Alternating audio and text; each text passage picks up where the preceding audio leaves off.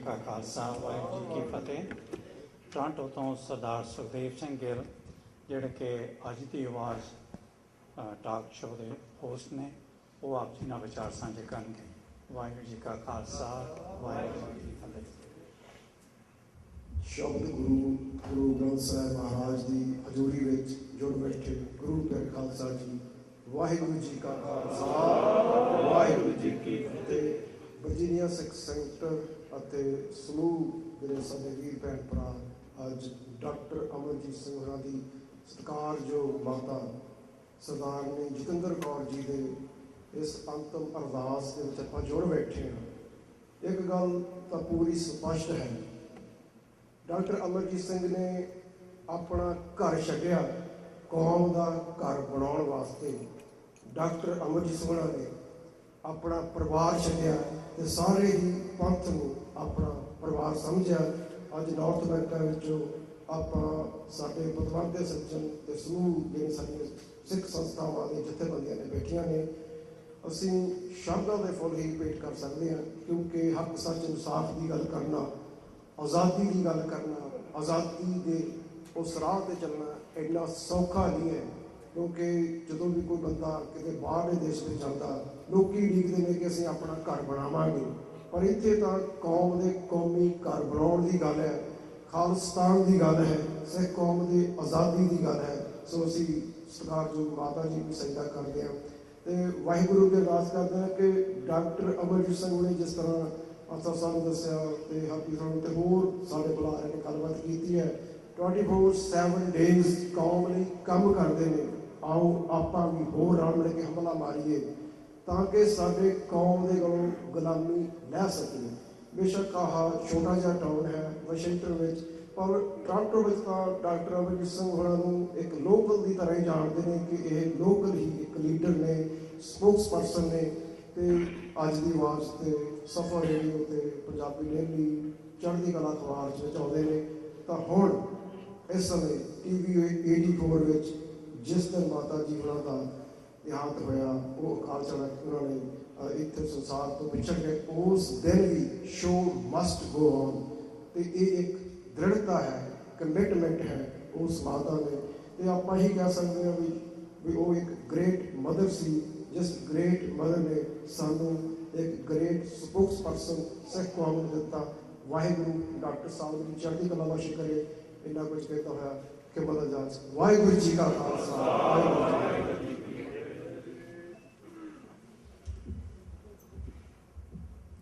वाहिगुरू जी का खालसा वाहिगुरू जी की फतेह। Toronto Canada तो सरदार सतनाम सिंह जिहड़े कि यूनाइटेड फ्रंट ऑफ सिक्स में रिप्रजेंट करते हैं, वो आप जी नाल विचार साझे करनगे ते वो डॉक्टर अमरजीत सिंह उन्होंने कुछ ब्लैक रिप्रजेंट करनगे टोरंटो वालों। वाहिगुरू जी का खालसा वाहिगुरू जी की फतेह। वाहिगुरू जी का खालसा वाहिगुरू जी की फतेह। टोरंटो तो मेरे सत्कारयोग सीनियर वीर ने मेरा ख्याल साडा टोरंटो का फेयर शेयर टाइम ऑलरेडी लै लिया। मैं ज़्यादा गलबात नहीं करना चाहता। माता जी ने जिथे श्रद्धांजलि भेंट करते हैं, डॉक्टर साहब का तह दिलों धन्यवाद करते हैं कि असी भी अज जे इत्थे आए हाँ जां खड़े हाँ, सरदार सुखदेव सिंह जी उन्होंने रेडियो पर पिछले 17 साल तो असी डॉक्टर साहब जी को सुनते आए हैं। और साडे ये भी बड़े भाग ने कि साडे अपने रिश्तेदार इत्थे होने के कारण सानू पर्सनली उन्होंने मिलने का मौका लगता रहिंदा, जबकि टोरंटो के विच सैकड़े नहीं हज़ारां ही श्रोते ने, दर्शक ने जिहड़े डॉक्टर साहब नूं पर्सनली मिलण लोचते हैं। सो इस वेले असीं टोरंटो के United front of six, US media Canada और टोरंटो की बाकी सिख संगत वालों डॉक्टर साहब जी ने एप्रीसीएशन वास्ते टोरंटो की संगत ने प्यार नाल एक टोकन ऑफ लव भेजा। मैं टोरंटो तो जोड़े आए वीर ने मेरे उन्होंने जरूर बेनती करूँ प्लीज़ वो नाल साडे आउण ते डॉक्टर साहब नूं टोकन ऑफ लव जिहड़ा आपां समर्पित करिए।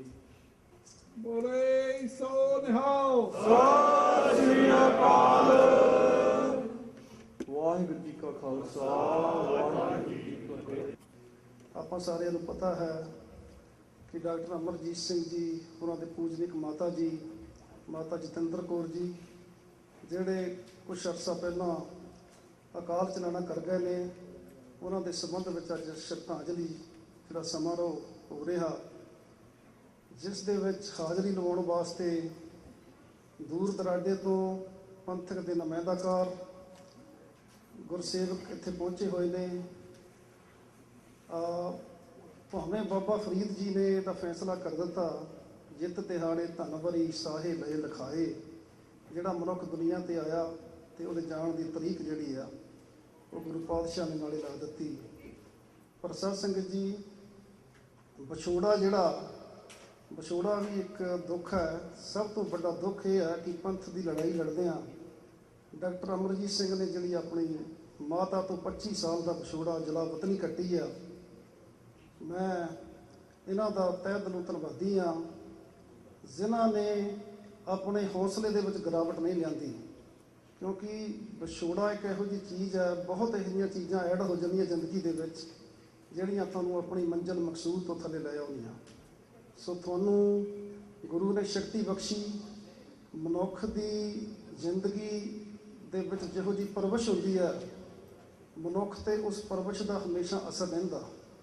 ਮੈਂ ਸਮਝਦਾ ਕਿ ਸਰਦਾਰਨੀ ਤੁਹਾਡੇ ਮਾਤਾ ਜੀ ਦੀ ਕੀਤੀ ਹੋਈ ਪਰਵਿਸ਼ ਜਿਹੜੀ ਆ ਅੱਜ ਪੰਥ ਦੇ ਵਿੱਚ ਇਹ ਘੁੰਮ ਰਹੀ ਆ। ਮੈਂ ਸਮਝਦਾ ਕਿ ਅੱਜ ਸੱਚੀ ਸ਼ਰਧਾਂਜਲੀ ਉਹਨਾਂ ਨੂੰ ਇਹ ਹੋਵੇਗੀ ਕਿ ਆਪਾਂ ਜੋ ਤੁਹਾਡੀ ਉਹਨਾਂ ਨੇ ਪਰਵਿਸ਼ ਕਰਕੇ ਜਿਸ ਲਾਈਨ ਤੇ ਉਹਨਾਂ ਨੇ ਤੁਹਾਨੂੰ ਲਾਇਆ, ਆਪਾਂ ਸਾਰੇ ਹੀ ਉਸ ਗਾਈਡਲਾਈਨ ਨੂੰ ਫੋਲੋ ਕਰਦੇ ਹੋਏ ਸਿੱਖਾਂ ਦੀ ਆਜ਼ਾਦੀ ਦੀ ਗੱਲ ਨੂੰ ਜਾਰੀ ਰੱਖੀਏ ਤੇ ਇਸ ਕਾਫਲੇ ਨੂੰ ਵਧਾਈਏ। ਇਸ ਮੌਕੇ ਸ਼੍ਰੋਮਣੀ ਅਕਾਲੀ ਦਲ, ਮੇਰੇ ਤੋਂ ਪਹਿਲਾਂ ਸਰਦਾਰ ਰੇਸ਼ਮ ਸਿੰਘ ਹੋ ਸਕਦਾ ਗੱਲ ਕਰ ਗਏ ਹੋਣਗੇ, ਅਸੀਂ ਥੋੜਾ ਲੇਟ ਆਏ ਹਾਂ। ਇਸ ਮੌਕੇ ਤੇ ਸ਼੍ਰੋਮਣੀ ਅਕਾਲੀ ਦਲ ਅੰਮ੍ਰਿਤਸਰ ਅਮਰੀਕਾ ਵੱਲੋਂ ਅਤੇ ਪਾਰਟੀ ਦੇ ਕੌਮੀ ਪ੍ਰਧਾਨ ਸਰਦਾਰ ਸਿਮਰਨਜੀਤ ਸਿੰਘ ਮਾਨ ਵੱਲੋਂ ਵੀ ਹਮਦਰਦੀ ਦਾ ਸੁਨੇਹਾ ਚਿੱਠੀ ਰਾਹੀਂ ਵੀ ਡਾਕਟਰ ਸਾਹਿਬ ਨੂੰ ਭੇਜਿਆ ਗਿਆ ਤੇ ਉਹਨਾਂ ਦਾ ਸਟੇਜ ਤੇ ਵੀ ਦਾਸ ਆਪ ਜੀ ਨੂੰ ਸੁਨੇਹਾ ਦੇ ਰਿਹਾ ਹੈ।